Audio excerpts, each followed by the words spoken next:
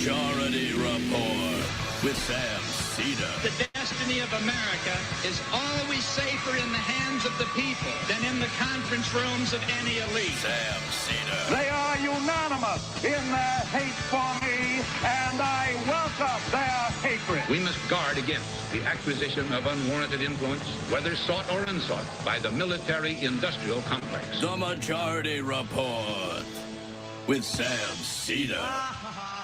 And I get the feeling you've been cheated.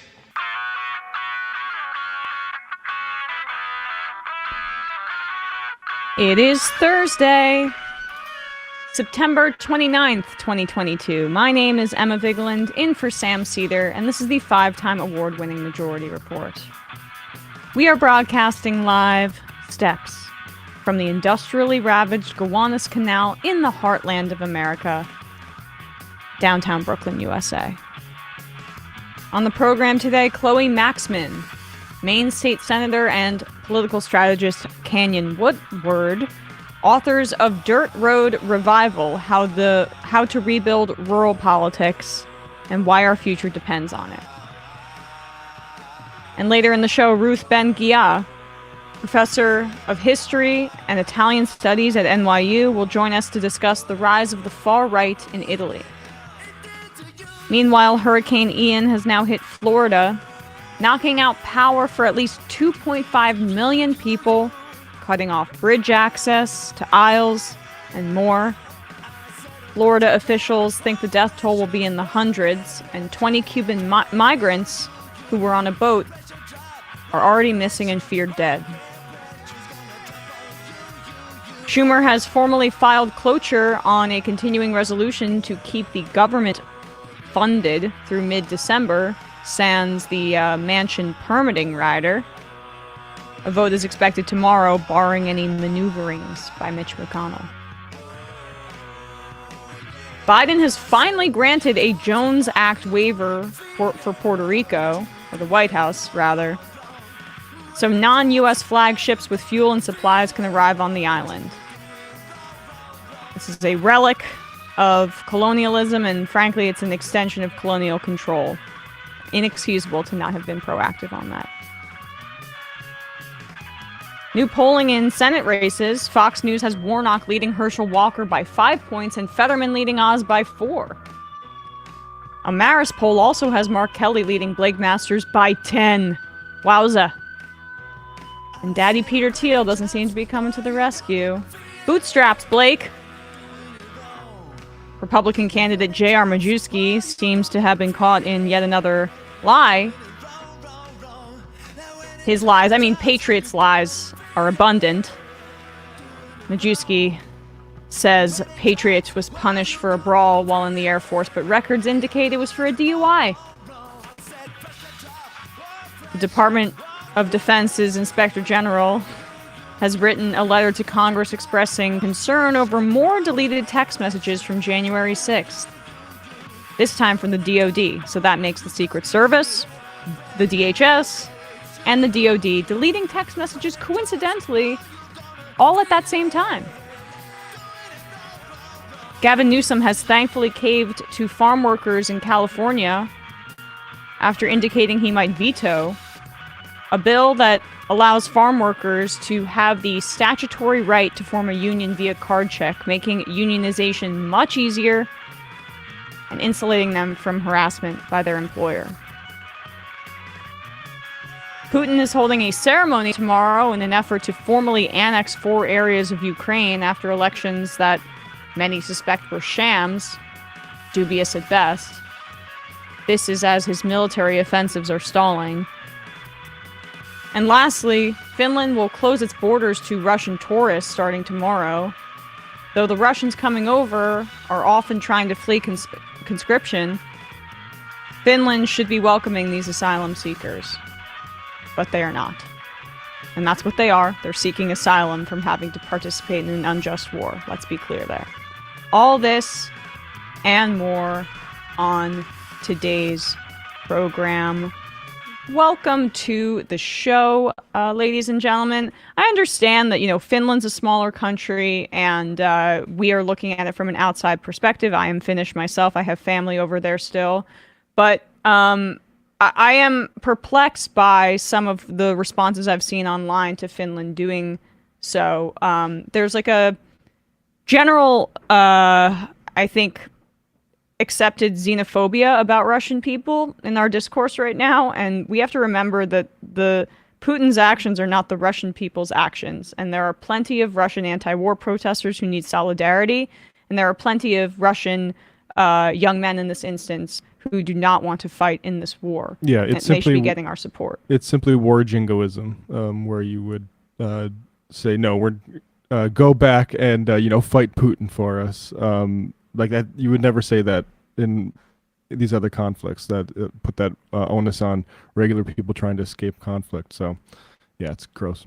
Yeah, we're principled on this with Afghan refugees, with other asylum seekers coming from the southern border in this country, and when looking at this from an international perspective, I mean, we have to be consistent with Russian people trying to get out of this situation. And I don't know the specifics as to like what's going on in the Baltic states or whatever, but I will just say that meme about slaps the hood, and then you can fit so many of blank in this thing. Have you remember that? America can fit a lot more of every sort of refugee, and we should continue.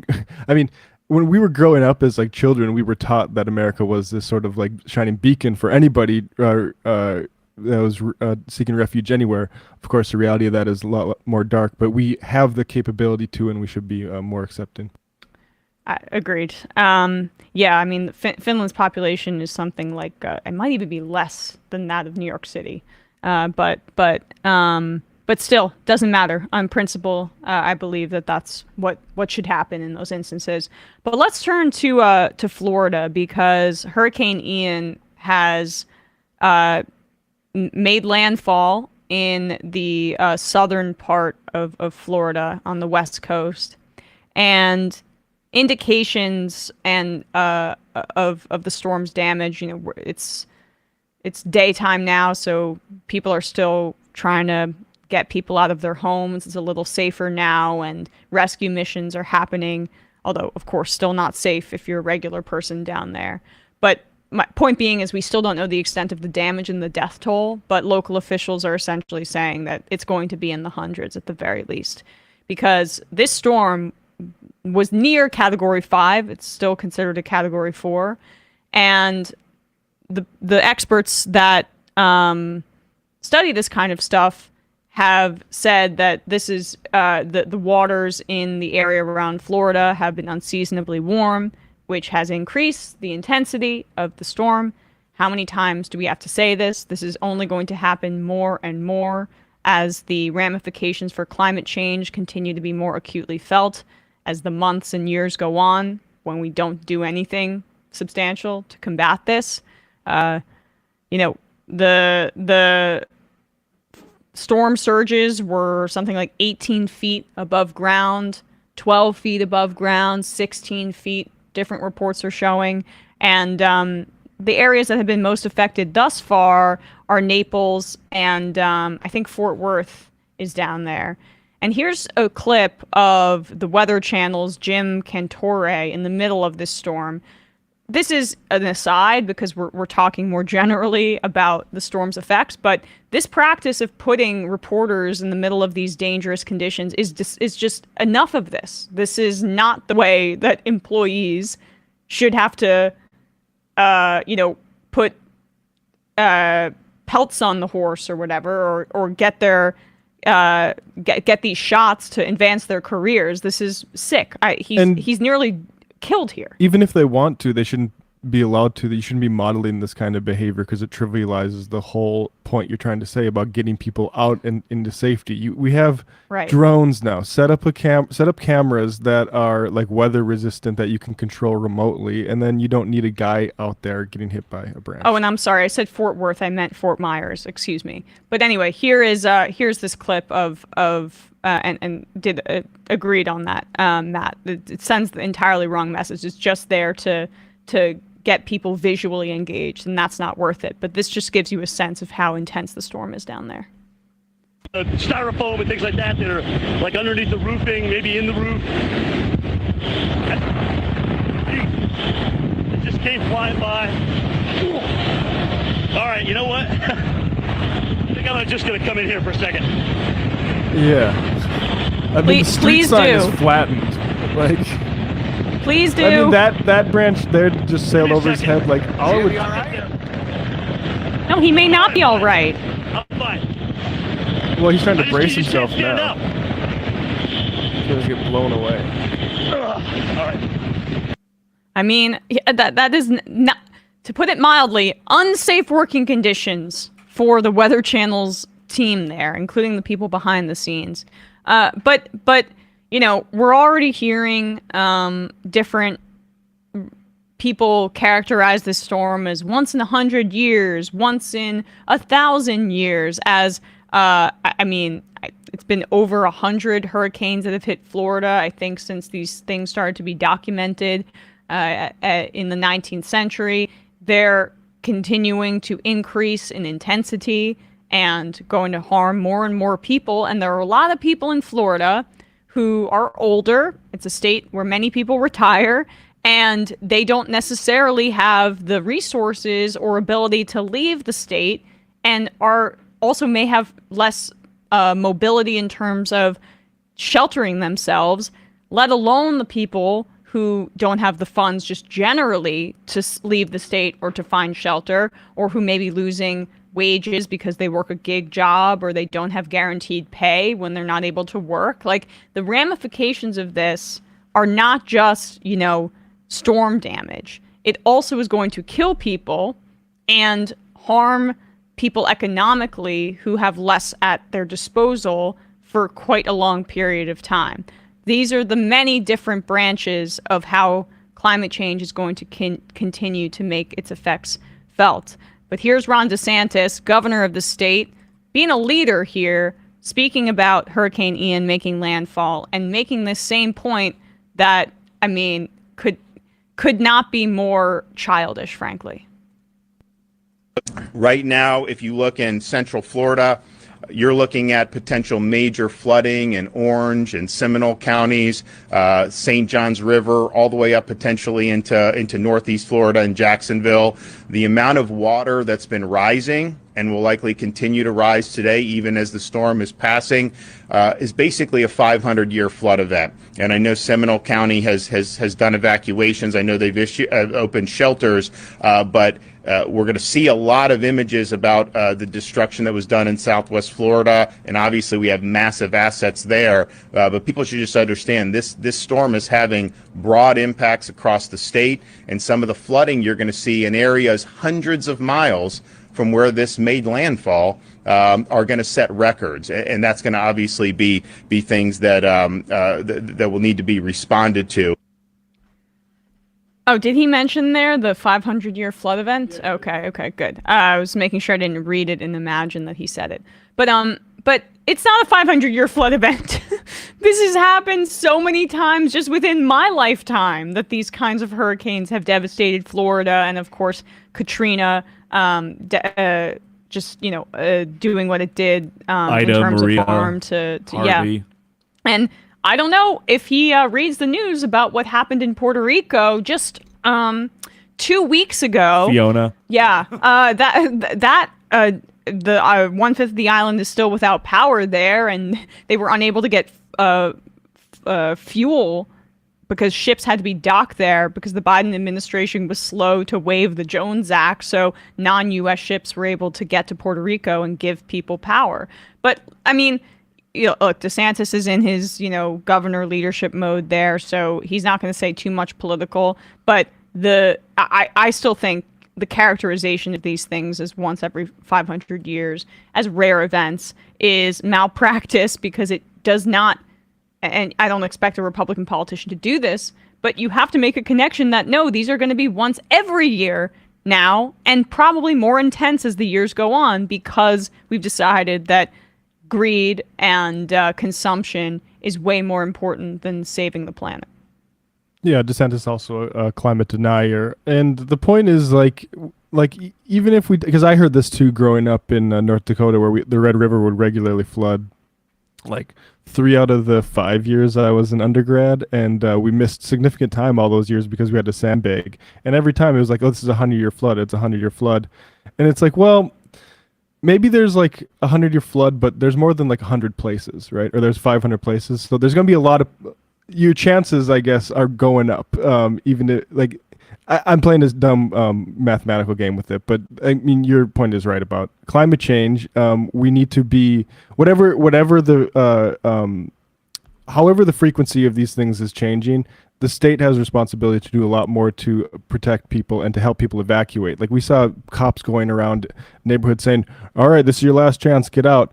It costs, I didn't know this because I'm in North Dakota and I've never had to evacuate for something like this, about $1,000, $1,200 to evacuate. Like that's something the state should be assisting. Yeah. Well, especially if they're going to be as not acting whatsoever on climate change and denying it altogether. Florida is going to be especially vulnerable given how low many of the areas of the state are, and the islands are to sea level. So I'm hopeful that eventually they get DeSantis out of office and have somebody in there who's going to take this seriously, because this is not going to get better. It's only going to get worse. All right, we're going to take a quick break, and when we come back, we will be joined by Chloe Maxmin and Canyon Woodward.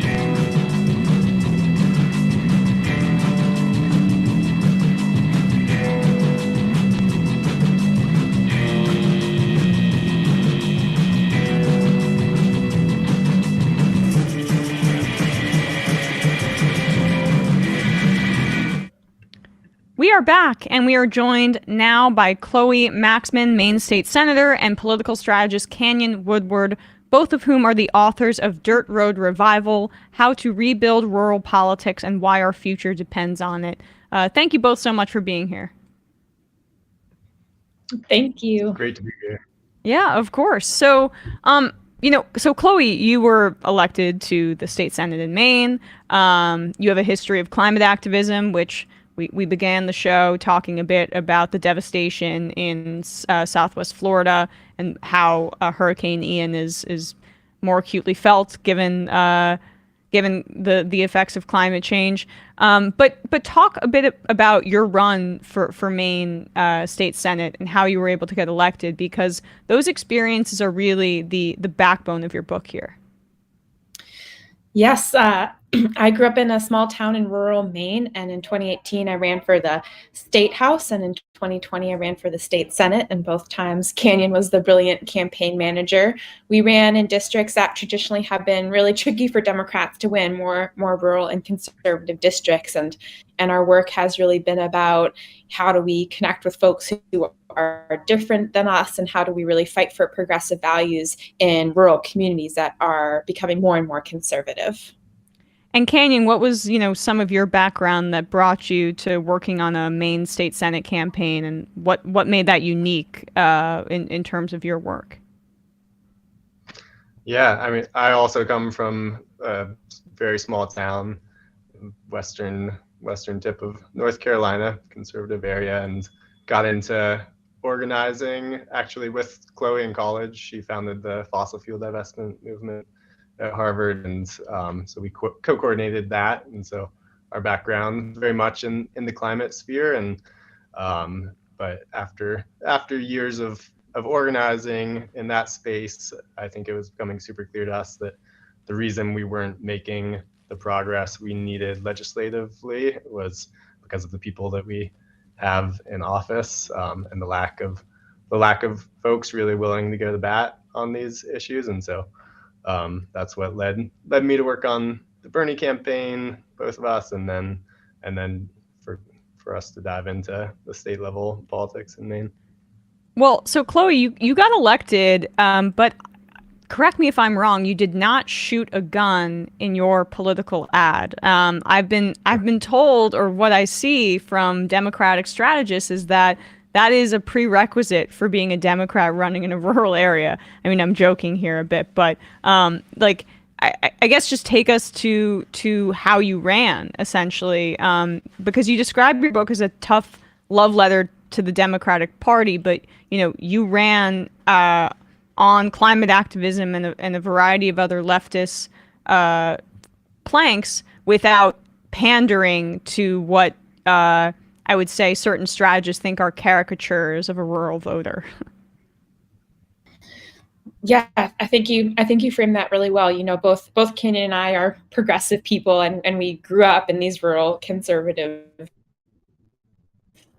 We have both of those identities, and I think we see so much how just the messaging and the strategy on the left just hasn't always landed well in rural communities. I think most people mean well, and certainly there are so many Democrats on the ground who are fighting the good fight and are representing and are in office. And I think we found similar themes as so many other people, which is that a lot of rural folks really feel alienated by the Democratic Party. And sometimes the Democrats just don't take the time to go talk to folks who are different, who are Republicans that have never been contacted by Democrats before. And so that's what we went and did. And I think, some might think, oh, we had tricky conversations and no one voted for us, but we found the exact opposite, which is we had incredible conversations with people where we were starting to bridge these huge divides that are erupting in our society right now. And that work just became really, really important to us. Yeah, you tell a story in your book about a man who you spoke with, and Medicaid expansion came up. And when you indicated your support for Medicaid expansion, he basically wanted you to screw off, but you continued that conversation. How can you describe that part of your book for us, and that interaction, I should say? That was definitely one of the more life-changing conversations that I had with someone.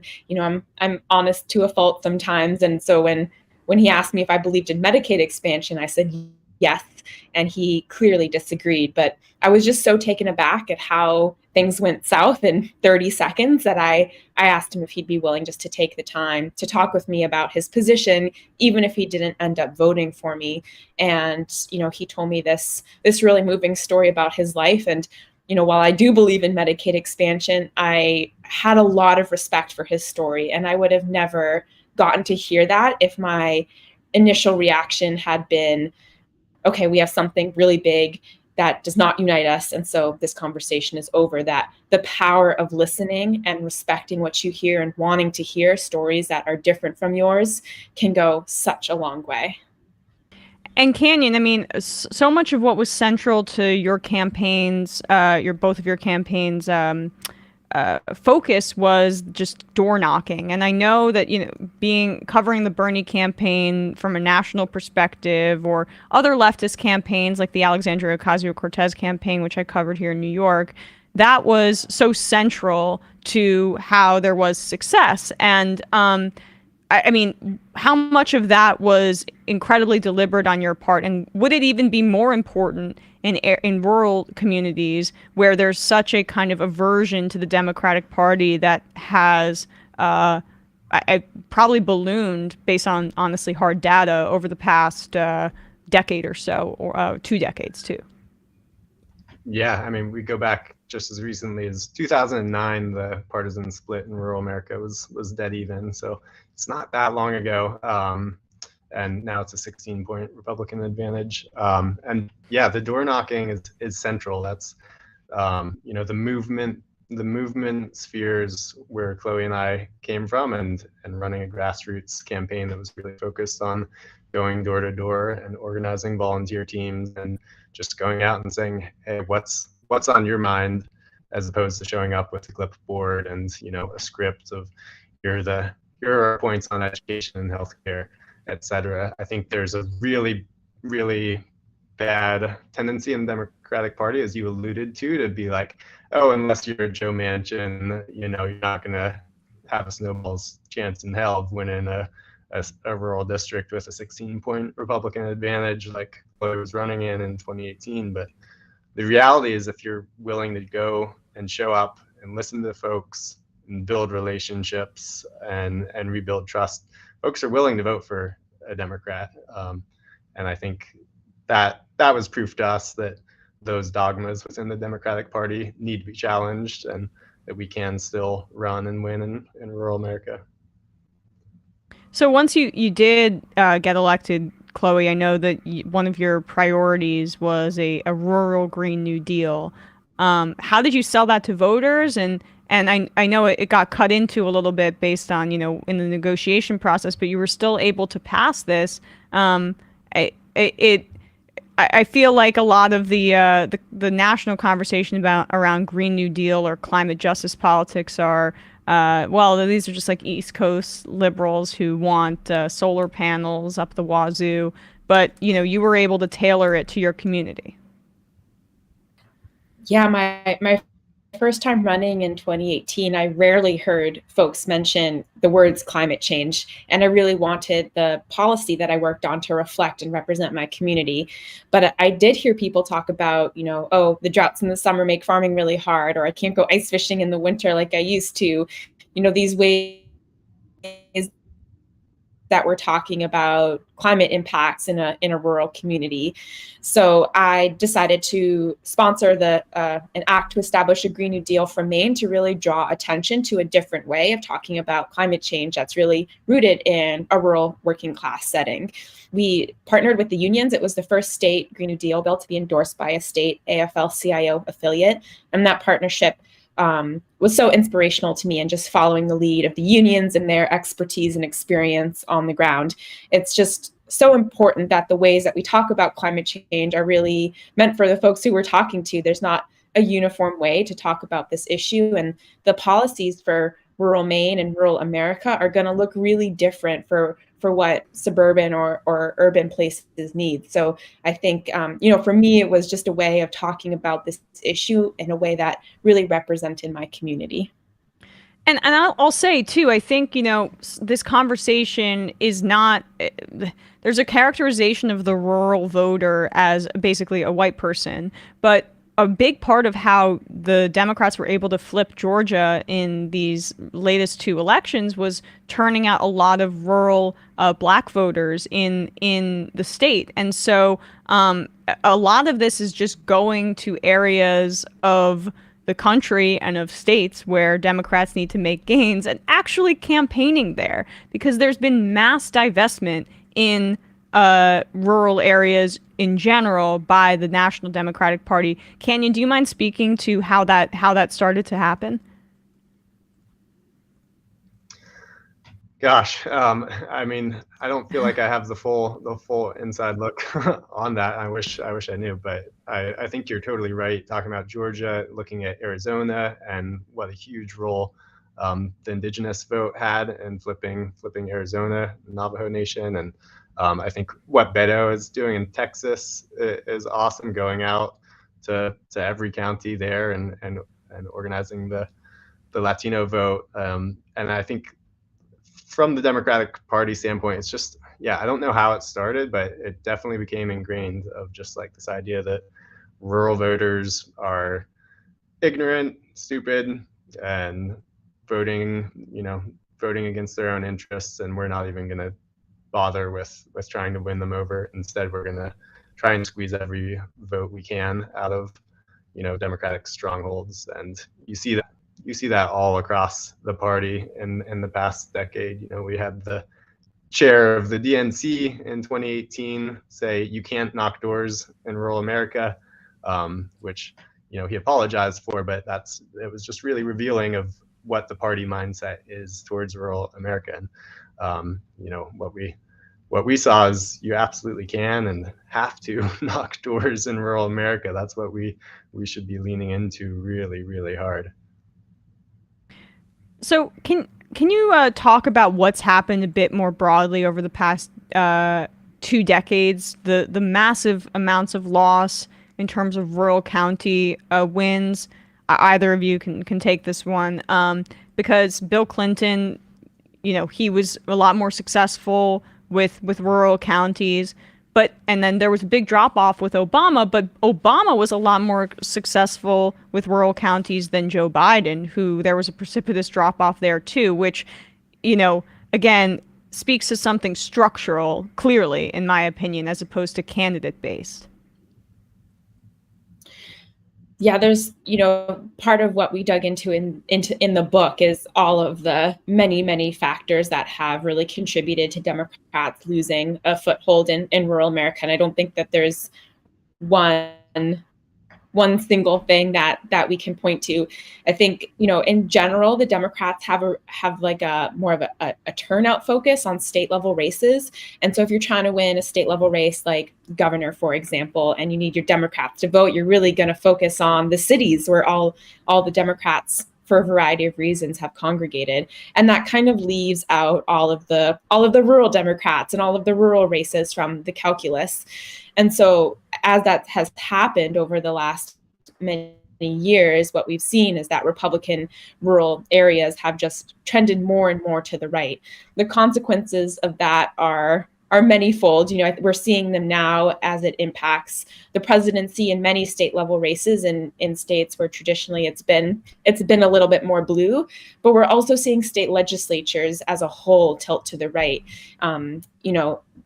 Democrats lost almost 1,000 state legislative seats during Obama's presidency, and that's a huge thing. So in this day and age, when so much of the fight to protect our basic human rights are falling to state legislatures, it's more important than ever that we don't just focus on turning votes out in the city, but really going and supporting all of those amazing people who are pounding the pavement or pounding the dirt roads in their rural communities.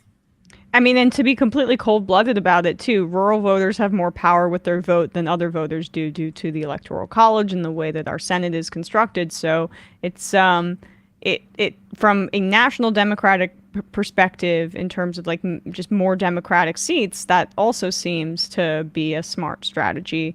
And yet this rural, I mean, you wrote about this, I'm not sure which one of your sections this was in, but the rural divestment really began in 2009, and these were due to decisions like, Nancy Pelosi getting rid of the rural working group and Harry Reid not making a conscious choice for the Senate candidates to be a bit more focused elsewhere, right? Can you talk about what happened in advance of the 2010 midterms and what sustained from that?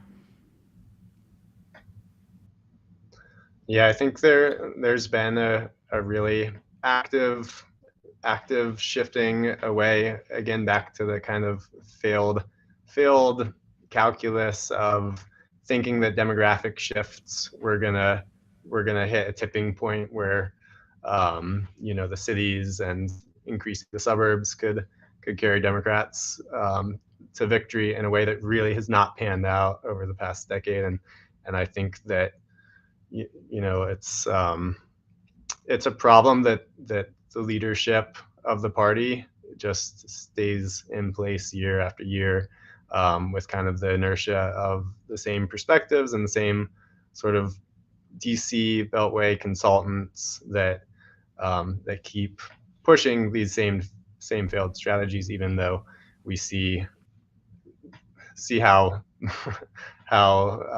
much they set us back cycle after cycle. And I think until we are willing to buck some of this consultant establishment and mindset and demand more from our leadership, it's going to be hard to fully turn things around. And Chloe, I'm curious about your perspective on Sarah Gideon's loss to Susan Collins, because she was not the more progressive candidate in the Democratic primary, but the real what was spoken about in her favor was that she had deep pockets, and she was able to fundraise against Susan Collins, and the poll numbers going into that race had her up. And so people thought this was maybe the safest possible flip, and it did not happen or come close to happening, honestly. So from your perspective in the state Senate, and as someone who has run a race in that state, what did you see as the failures and maybe what the national press missed on that particular race? Yeah, Sarah was the Speaker of the House during my first term in the legislature, and I think she's an amazing woman and an amazing leader, and I have a lot of respect for her. I think the campaign was just kind of flawed in some of the same ways that we're talking about here, which is just very, very, deriving a lot of its strategy and its input from urban spaces and spaces that are outside of Maine. One of the things about Maine is that Mainers are very protective and prideful of our Maine identity, and so people could sense that and would read about all of the outside money flowing into Maine, and it really just contributed to the existing stereotypes of Democrats. Susan Collins is from rural Maine, and she's always had a very strong rural vote, and the Gideon campaign just didn't get out into rural communities, into all of the Republicans and independents who have historically voted for Susan Collins. There was some really great analysis after her loss that that really dug into this, but I think it's a good example of the trends that we're talking about. And I think we all know how important it was for Democrats to defeat Susan Collins, and so again, just reiterating the importance of why we need to focus on rural voters so that we can win these critical seats. Right. I mean, and I just hope that we learn a lesson from it, because as confident as we may be, and I'm way more confident, frankly, in the quality of the campaign that someone like John Fetterman is running, but we had some similar feelings about just at least the raw numbers going into 2020 and how Susan Collins could actually lose. And I'm just hopeful that there's some lessons learned about, even if you have this polling lead advantage, that the strategy matches it. And it seems like Fetterman's been able to do that. But for other candidates throughout the country, I'm hopeful about that.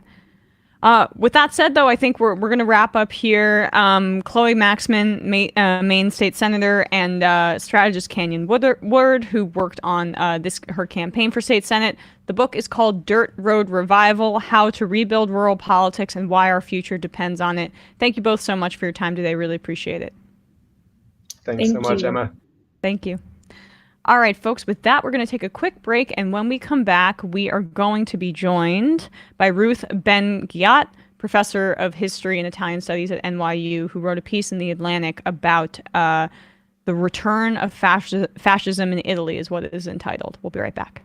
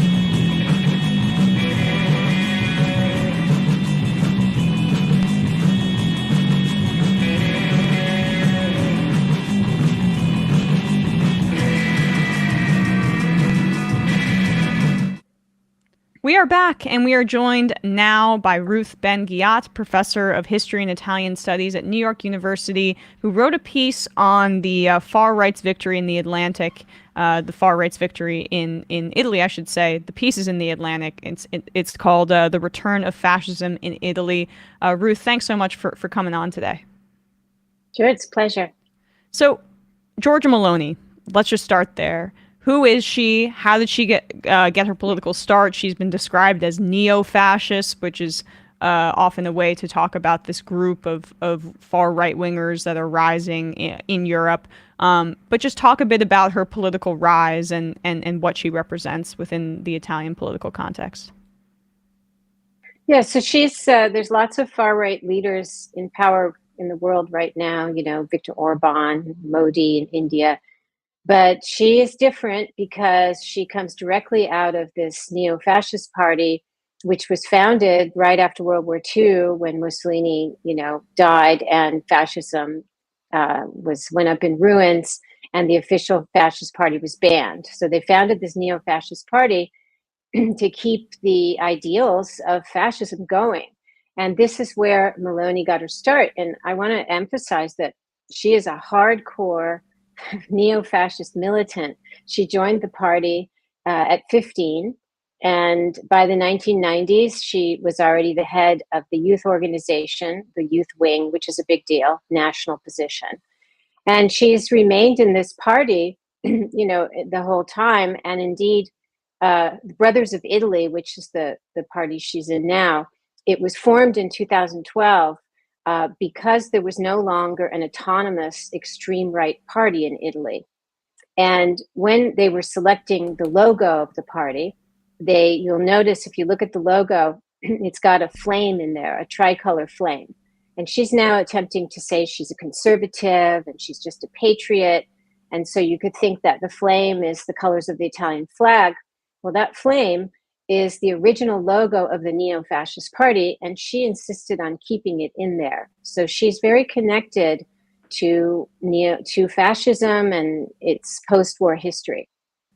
Yeah, and I mean, there are a lot of right-wingers trying to say that she's actually center-right here in the United States, reframing that context. But you know, she's on record, as you say, she's been an activist since she was a teenager, age 17, I believe, speaking about how she has this regard for Mussolini openly. Yeah. And I mean, talk a bit about the Brothers of Italy's kind of meteoric rise there, because as you say, if it's founded in 2012, I saw it was polling somewhere around 4% in 2018, and now it was polling at 23% earlier this month, as you write, but now it's going to be the largest component of this ruling conservative far-right coalition. I mean, how did that even come to happen?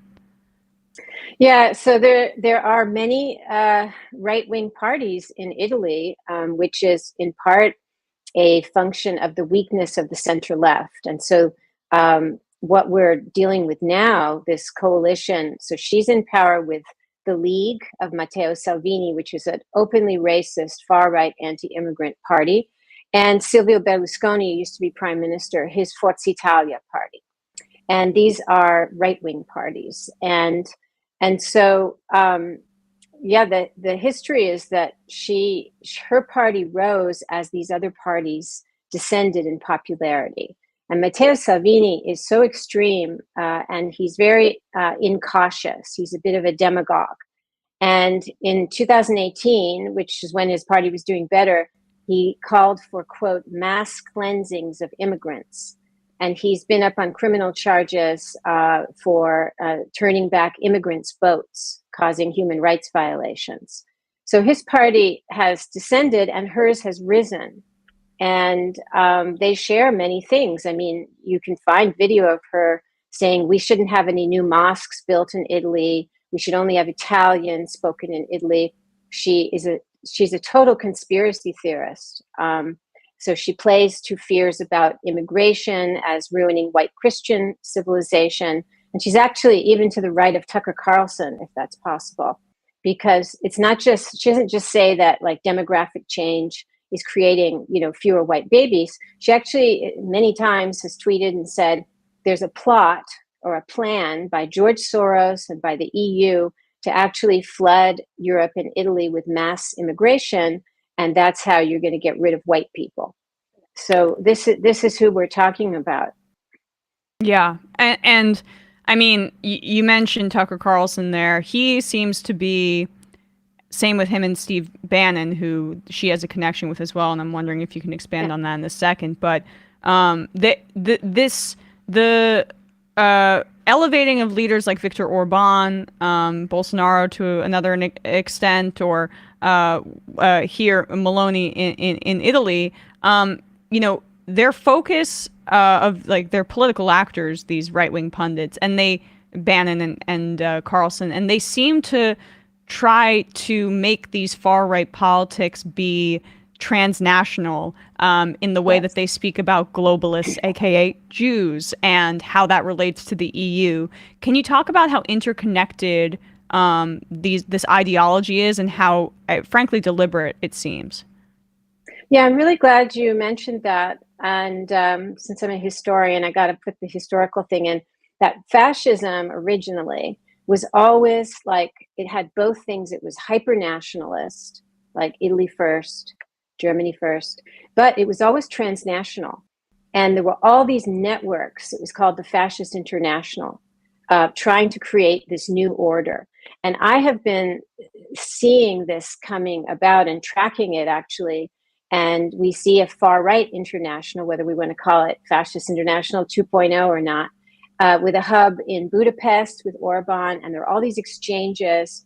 And Meloni is very central to these. And it's very interesting. She gave an interview to the Washington Post recently, and she said very matter-of-factly that she sees the GOP as part of this far-right international. And she said their battles are our battles.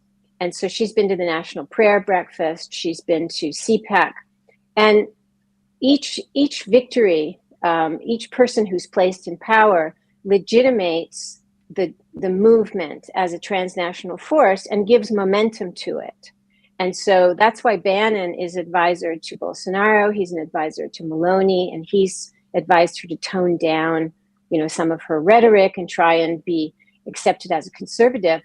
And so there is this, it's quite underreported, the extent to which these links have spread throughout Europe, and also the US part in it. And so for those who still struggle to accept that the GOP is a far-right authoritarian party, it's really interesting to hear Meloni just say in a normal tone, yeah, the GOP is part of it.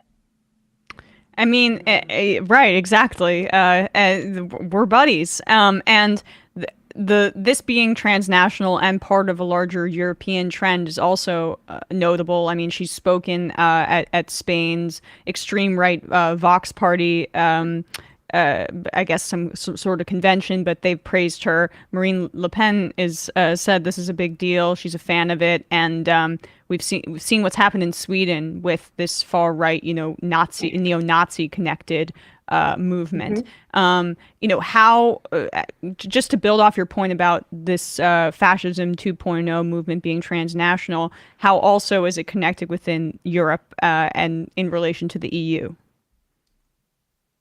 So it's, I think that the grand design is ideologically, politically, is to, obviously, they're all very against the EU. Now you have cases where Orban, I think Orban should be kicked out of the EU at this point. He shouldn't be getting EU funding, but he is. And so the EU has actually taken steps to be able to sanction people like Orban who are ruining democracies by reducing their funds. That's a very interesting new development. We'll see if they have to use that with Meloni or not. But there is this design to create this other, just like the new order of the original fascism, to create this alternate political and social order, which is, again, transnational and is opposed to Brussels, is opposed to the EU. Now, how they're going to do this is unclear, but if given the power and the capital of America, if the GOP is able to take over in the next years and return someone to the White House, you can imagine how much more power and geopolitical clout this emerging 2.0, far right international would have. And Meloni's often been compared to Marine Le Pen, but they both share the same gender, and they're both extremist far right wingers. Can you talk about how, I know Meloni has an anti-abortion stance, in addition to her extreme anti-migrant, anti-LGBTQ stance. So that is something that she shares as well with the far-right Republican Party in this country. But for those two in particular, you talk about it in your piece as gender washing, what they engage in. How does that look for both Meloni and Le Pen? Yeah, so this concept, it's not mine, it's from political scientists who work on gender. And gender washing is when you have female politicians who use their, quote, softness. And if you look at, both Le Pen and Meloni, they dress in understated clothing, a lot of pastels. They look very non-threatening, although Meloni is when she speaks, she's a bit of a demagogue. Le Pen's more careful. She's older. Le Pen is older. But they use this kind of female presence to both say they're going to be friends of women and women's rights. They're both into what Meloni calls the natural family, which is a man and a woman. So no same-sex unions, no same-sex adoption. And gender washing is also where this facade of softness is used to distract from the absolute brutality and racism and real-world violent consequences of their rhetoric, right? So if we look at what has happened in places where Brothers of Italy is already governing, like in the city of Verona, it was declared a pro-life city. And she has made it more difficult for women to access abortion rights and to exercise their rights of reproduction and to get, morning after pill. And all this is very familiar in the US context. But it's a really big deal in Italy because Italy's different. The Catholic Church is inside Italy as a sovereign entity. And abortion rights were very difficult to gain. In 1978, after a long battle by feminists, they got the right to abortion. And Meloni says she's not going to go after that. But there are ways today, just as you don't ban elections, you just game the system and use all kinds of trickery. As you see the Verona example, there are ways to keep abortion a right, but make it very difficult to exercise that right. And so do you think it's just very quickly a distinct possibility that this happens more on a national scale within Italy, a significant rollback of abortion rights? Okay. Yeah, in a way that again will be subtle. Now it's in Italy because the 1948 Constitution was all about preventing a demagogic centralization of power like fascism. The regions and the local government have a huge amount of power. So we'll really have to see what happens. But what's been disturbing is that in this election, places like Tuscany that have historically been left-wing all the way back to the pre-World War I days, the center left is losing ground. So those local governments may be changing in ways that are going to benefit Meloni's coalition. All right. Well, I can't thank you enough for your time. Ruth Ben-Ghiat, professor of history and Italian studies at NYU, and you can read her piece in The Atlantic, The Return of Fascism in Italy. Thanks so much. Really appreciate it. Sure. All right, folks, with that, we are going to wrap up the free hour of this program, and we are going to head into the fun half. I wish we had her for more time, but she's obviously incredibly busy as this Italy news broke earlier this week. But I am curious, too, to what the extent, like a backlash towards neoliberal center-left politics is involved in, like, creating a fertile ground for this, perhaps a conversation for another day. I think I saw something that Italy's economy has been basically in the pits for like a decade plus at this point. So Well, they were a victim of the austerity measures imposed on them, the Greece as well. But I would imagine that that's contributing to it. I just don't have the full knowledge base to like make a direct link. So perhaps for another day. But anyway, Matt, what is happening over on Left Reckoning? On Tuesday we had Darna Noor of the Boston Globe on to talk about Biden's climate policies, the IRA and such. And also we had Cale Brookson for the postgame, patreon.com/Left Reckoning to get access to that, where we talked about MAGA communism and had Cale assess that for us. Tonight that we're going to do a live stream, cross stream with This Is Revolution. The left, I don't know what this is Reckoning or something, whatever. But that's tonight on the This Is Revolution and Left Reckoning streams. And on ESPN today at 4 p.m., Bradley and I will be giving our picks for week 4 of the NFL. Bradley went 3-0, as I keep, having nightmares about over the weekend. We'll see. I'm coming back with a vengeance. I really am. I'm going to get it right this time. And what we will also be talking about, too, is recently John Harbaugh and Odell Beckham Jr. had some comments about field turf. And half of the stadiums in the NFL use field turf, and yet it increases the injury for players, particularly ACL tears and things of that nature, significantly. I want to dive deep into that and how that is a labor issue within the NFL. And it's really just greedy owners trying to cut costs by having field turf as opposed to, say, rolling Bermuda grass. We will touch on that today at 4 p.m. on ESPN OT on the Majority Report channel. So check us out there. And next week, by the way, we're going to have someone on to discuss a friend of mine who's we will reveal a later date to discuss the start of the NHL season and the Major League Baseball playoffs, too. So check us out, ESPN Show, and rate us 5 stars, Apple Podcasts, and subscribe to youtube.com/ESPN Show. All right. Do we have Matt? Oh, yeah. We have Brandon. Well, we have Brandon. All right. We'll bring him in. Just a reminder, though, as Sam likes to say, hey, this show relies on your support. We can't do it without you. You can please become a member if you haven't already, and you can have access to the show without commercials. And the fun half, if you can't catch it live, majority.fm. Sign up there, become a member, and support the show if you like us, because we are not like PragerU, where we can get $10 million or so of Republican donor money to keep us going. We are just doing it on our own, so we rely on you guys, and that's what makes this show possible. And just coffee.coop, fair trade tea and coffee and chocolate. You can use the coupon code MAJORITY and get a little discount on that excellent coffee. But now we have, there we go, Brandon Sutton. Hello. Yes, you do. Hello. Wow, good to see you, my friend. What is happening over on the discourse?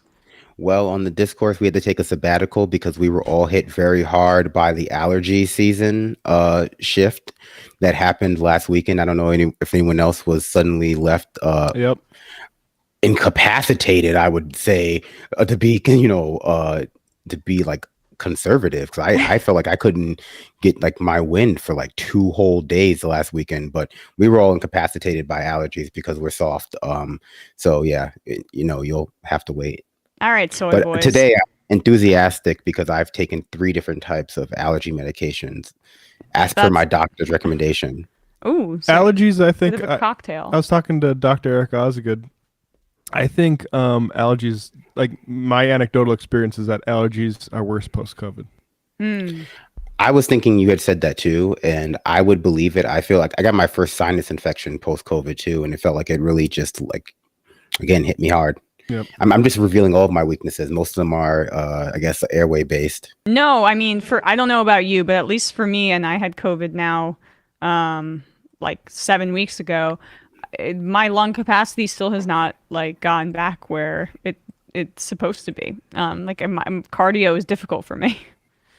It was before too, but even more so now. Anyway, all right, we don't have Matt Binder, so we're just going to head into the fun half, and then he will tell us what's happening on Doomed and Scam Economy. We'll be taking your calls and reading your IMs and doing a bunch of fun clips we have today, I would say. We are running the gamut, not gambit, gamut, because I say that all the time, of right-wing influencers saying insane crap. 646-257-3920. See you in the fun half.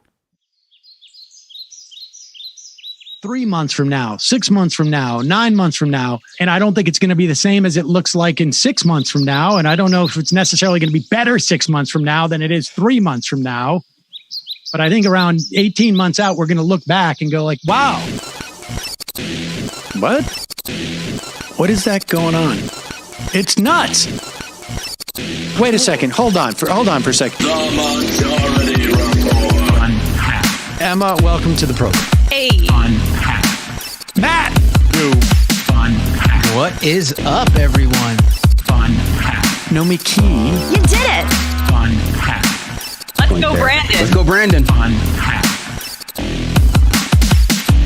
Bradley, you want to say hello? Sorry to disappoint everyone. I'm just a random guy. It's all the boys today. Fundamentally false. No, I'm sorry. Women's Stop talking for a second. Now let me finish. Where is this coming from, dude? But dude, you want to smoke this 7-8? Yes. Hi, me? Is it? Yes. Is this me? Is it me? It is you. Is this me? Hello, is this me?